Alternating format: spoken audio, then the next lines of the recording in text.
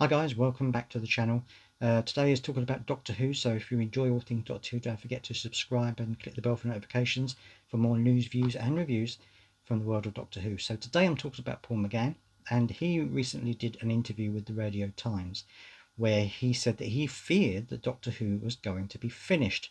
Now, of course, we all know that he appeared in the Doctor Who movie back in 1996, and I actually saw that movie when it came out back in 1996, and I have to say I actually quite enjoyed it. I thought it was really good. Wasn't keen on the regeneration between him and Sylvester McCoy with all of that kind of stuff. I wasn't really keen on that.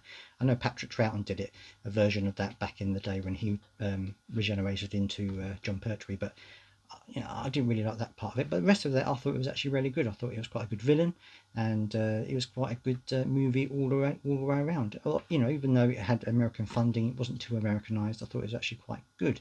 But let me know what you think about that movie. If you enjoyed that movie, do let me know down in the comments what you think, or whether you think it was a good movie or not. Now, of course, there was also talk about whether it was.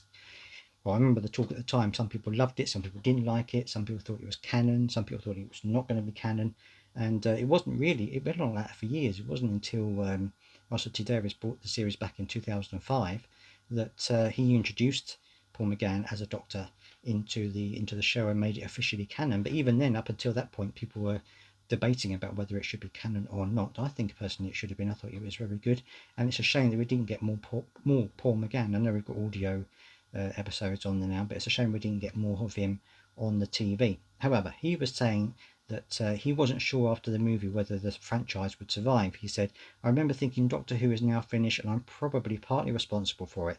It's funny to tell now, but at the time I really was like, it's me and Peter Cushing, we're in the naughty room. No one is going to mention our names when they talk about Doctor Who," he said. I think the Peter Cushing ones are also a very hot topic for debate. Some people like them, some people don't. I might do a video on that another time if you want to watch it. But I think that it was fine that it became canon. The movie became canon. I thought it was a good idea, and I think Peter McGann is no Peter McGann. I think Paul McGann is a great Doctor. I think he was very good in the movie, and I think he's been very good in the little cameos that we've seen from him since then. And a little bit of a spoiler for Doctor Power of the Doctor. So if you haven't seen it yet, just skip ahead a couple of seconds.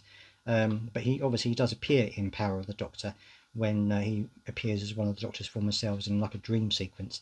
So it was good to see him back in there as well. And he actually said that if he never gets another chance to play the Doctor, then he was really happy that he was able to do that with his normal hair and having aged.